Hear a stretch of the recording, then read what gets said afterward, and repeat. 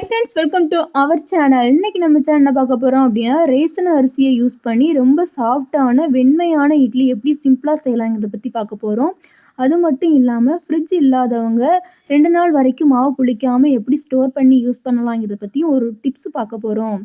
பார்த்தீங்க அப்படின்னா ரேசன் அரிசி நான் இந்த டம்ளரில் தான் எடுக்கிறேன். ரேசன் அரிசி வந்து நம்ம தழும்பு எடுக்கணும். இந்த டம்ளரில் வந்து 4 டம்ளர் வந்து தழும்பு எடுத்துக்கிற போகிறோம். ரேசன் அரிசி எந்த அரிசியாக இருந்தாலும் பரவாயில்ல, ரேசன் அரிசி, இட்லி அரிசி இல்லை எந்த அரிசினாலும் எடுத்துக்கலாம். 4 டம்ளர் வந்து நல்லா தழும்பு எடுத்துக்கிற போகிறோம்.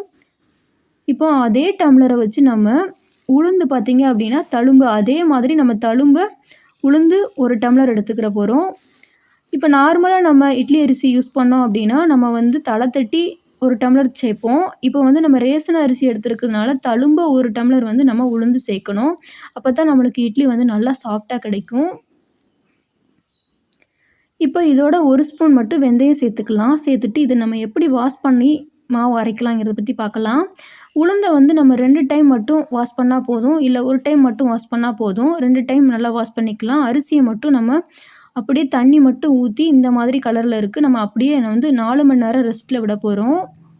இப்போ உளுந்து வந்து நம்ம 2 டைம் வந்து நல்லா வாஷ் பண்ணியாச்சு. இப்போ நம்ம தண்ணியை விட்டு நம்ம நிறைய உளுந்து தண்ணியை வச்சு தான் நம்ம மாவு ஆட்ட போகிறதுனால நிறைய தண்ணி சேர்த்துக்கலாம். இந்த தண்ணியில் உள்ள பபிள்ஸ் தான் வந்து நம்மளுக்கு ஈஸ்ட்டு, அதனால் நம்ம மாவு புளிக்கிறதுக்கு ரொம்ப ஹெல்ப் பண்ணும். அதனால் நான் ரொம்ப வாஷ் பண்ணிடக்கூடாது. இப்போ நம்ம 4 மணி நேரம் கழித்து பார்த்தோம் அப்படின்னா நம்மளுக்கு உளுந்து இந்த அளவுக்கு நல்லா ஊறிடுச்சு. ஃபஸ்ட்டு எப்போயுமே நம்ம வந்து உளுந்தை தான் நம்ம ஆட்டி எடுத்துக்கிற போகிறோம். இப்போ நம்ம கிரைண்டரில் மாற்றிக்கலாம் உளுந்து வந்து நம்ம எந்த அளவுக்கு நம்ம நல்லா ஆட்டுறோமோ அந்த அளவுக்கு வந்து இட்லி நல்லா சாஃப்டாக கிடைக்கும். நம்ம உளுந்து தண்ணியை மட்டுமே யூஸ் பண்ணி நம்ம மாவு ஆட்டும் போது நல்லா சூப்பராக கிடைக்கும், சாஃப்டாகவும் கிடைக்கும் இட்லி.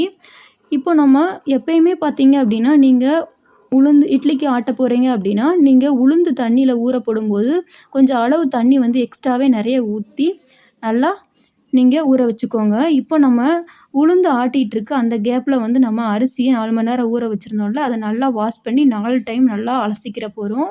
இப்போ பார்த்தீங்க அப்படின்னா நம்ம ஃபஸ்ட்டு டைம் 4 மணி நேரத்துக்கு முன்னாடி ஊற போகிறதுக்கு முன்னாடி ஒரு கலரில் இருந்துச்சு.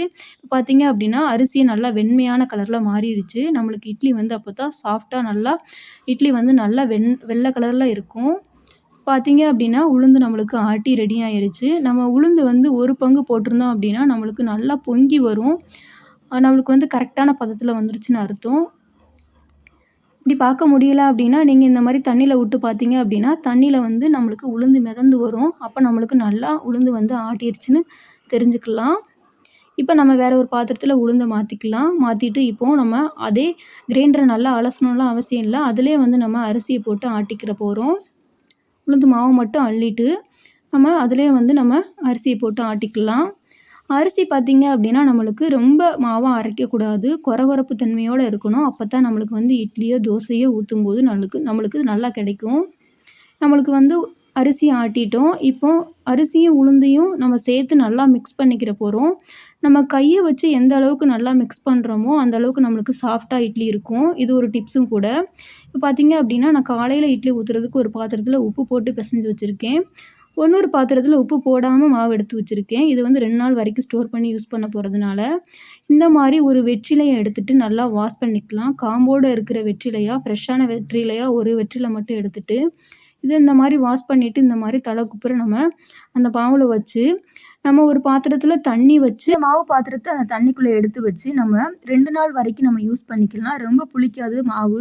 இப்போ பார்த்தீங்க அப்படின்னா உப்பு போட்டு எடுத்து வச்சுருந்த மாவு வந்து நம்மளுக்கு ரெடி ஆயிடுச்சு. மறுநாள் காலையில் இப்போ இட்லி ஊற்றிக்கலாம். இட்லி பாத்திரத்தில் கொஞ்சம் தண்ணி விட்டு நல்லா ஹீட் பண்ணியிருக்கேன். இப்போது இட்லி ஊற்றிக்கலாம். இட்லி ஊற்றிட்டு ஒரு 10 மினிட்ஸ் மட்டும் நம்ம மூடி வச்சுக்கிற போகிறோம். ஒரு 10 மினிட்ஸ் ஆயிடுச்சு. இப்போ பார்த்தீங்க அப்படின்னா நம்மளுக்கு இட்லி வந்து சூப்பராக சாஃப்டான இட்லி கிடச்சிருச்சு.